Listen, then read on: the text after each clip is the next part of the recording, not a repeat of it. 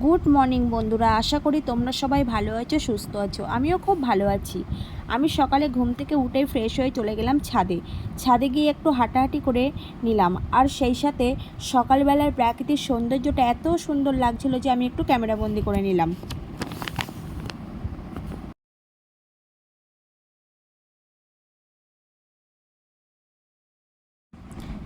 কাল দুপুরবেলা যেহেতু বৃষ্টি হয়েছিল, তো জামা কাপড়গুলো শুকায়নি। সেই জামা কাপড়গুলো আমি আবার মেলে দিলাম। দিয়ে আমি ঘর বারান্দাগুলো ঝাড় দিয়ে রান্নাঘরে চলে গেলাম। রান্নাঘরে গিয়ে আমি সবজিগুলোকে কেটে নিলাম।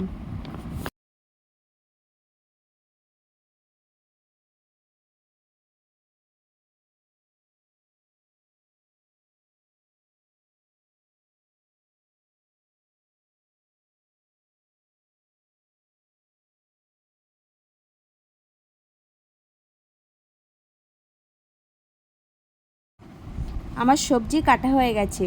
আজকে করব উচ্ছে ভাজা, পটল ভাজা, আলু ভাজা আর টক। তারপরে আমি পটলগুলোকে খুব ভালো করে ধুয়ে নিলাম। মাছ তো খেতেই চাইছে না, আর তাছাড়া আজ মঙ্গলবারে আমাদের বাড়িতে মাছ মাংস রান্না হয় না।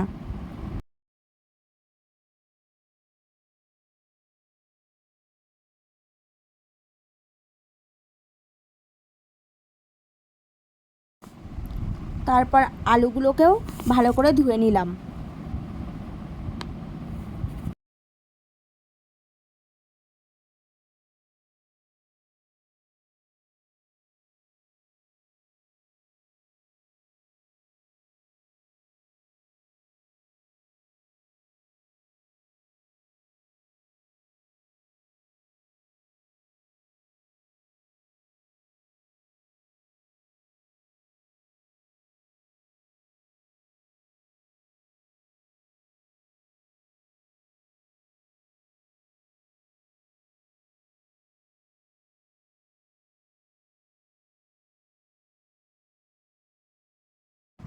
তারপরে আমি উচ্ছেগুলোকেও ভালো করে ধুয়ে নিলাম। যেহেতু টক ডাল করবো, তার জন্য আমি একটা আম কেটে নিয়েছি।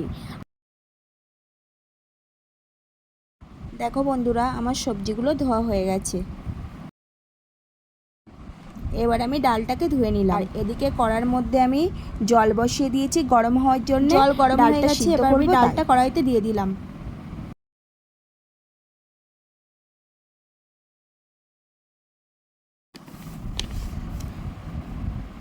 ডালটা সিদ্ধ বসিয়ে এবার আমি চলে যাব ঘরে গিয়ে আমি ছেলেকে ঘুম থেকে ডাকলাম। ওর যেহেতু এখনও ঘুম ভালো করে ভাঙেনি, তাই ও রাগ করছিল। এদিকে হাঁড়িতে জল বসিয়ে দিলাম ভাতের জন্য।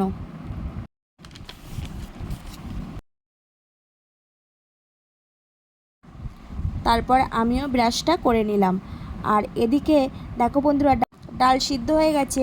আমি এর মধ্যে আমগুলোকে দিয়ে দিলাম।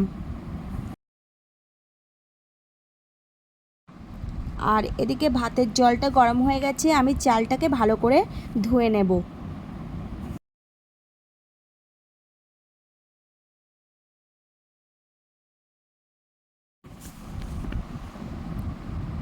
এদিকে ডালটাও সিদ্ধ হয়ে গেছে। এবার আমি কড়াইর মধ্যে দিয়ে দিলাম শুকনো লঙ্কা 4 ফোড়ন।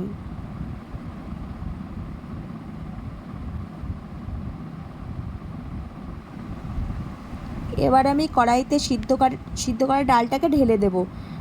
আমি ডালের মধ্যেই লবণ হলুদ দিয়ে রেখেছিলাম, আর সামান্য একটু চিনি দিয়ে দেব।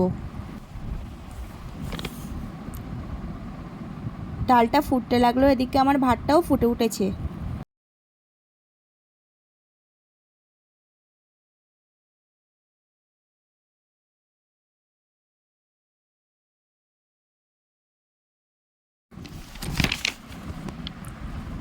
ডালটা ফুটতে থাকুক, ভাতটাও ফুটতে থাকুক, আমি একটু ঘরে যাব।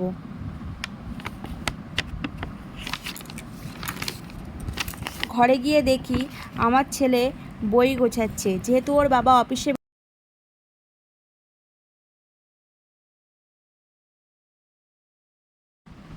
তার মধ্যে ও একটু জল বিস্কুট খেয়ে নিল।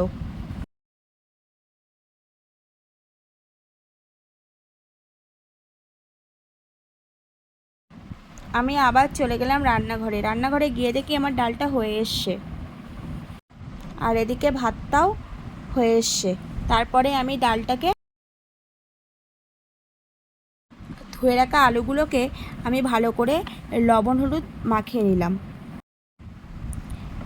একটা কড়াইয়ের মধ্যে এদিকে আমার বসিয়ে দিলাম, হয়ে গেছে। এবার আমি ভাতটাকে উপর দিয়ে দেবো। আর তেলটাও গরম হয়ে গেছে, আমি আলুগুলোকে একে একে তেলের মধ্যে দিয়ে দিলাম।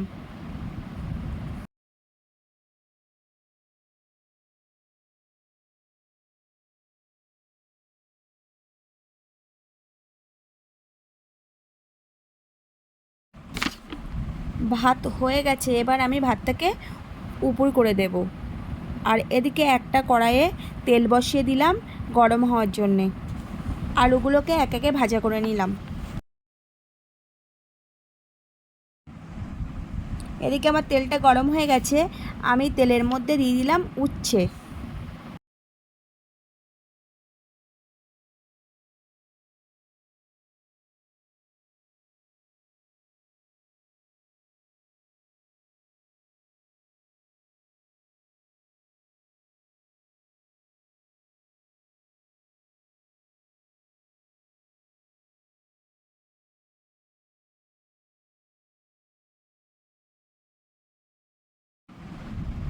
এবার আমি পটল ভাজাও হয়ে গেছে, লবণ হলুদ মাখিয়ে নেব।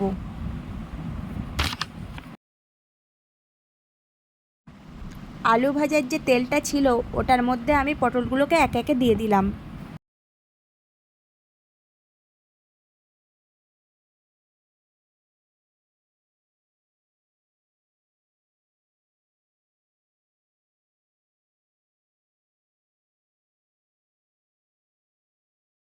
আমি পটলগুলোকে এক একে ভাজা করে নিলাম।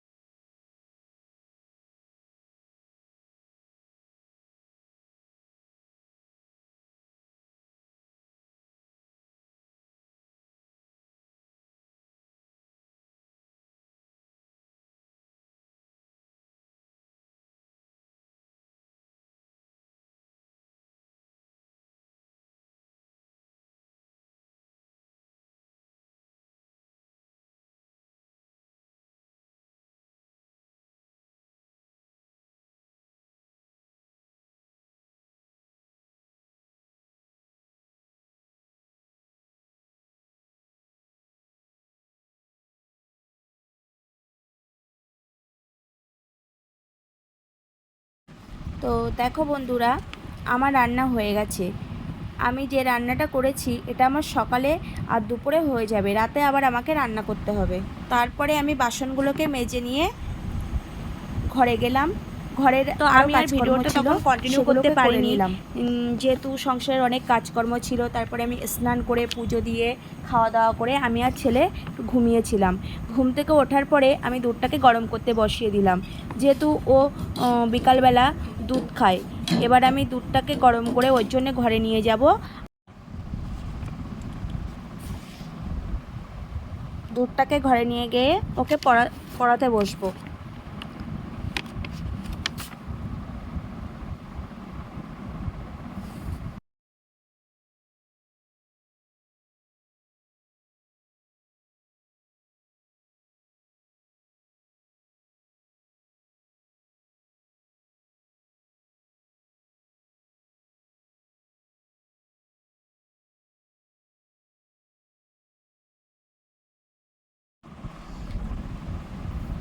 তারপরে দেখি হঠাৎ করে বৃষ্টি চলে এলো।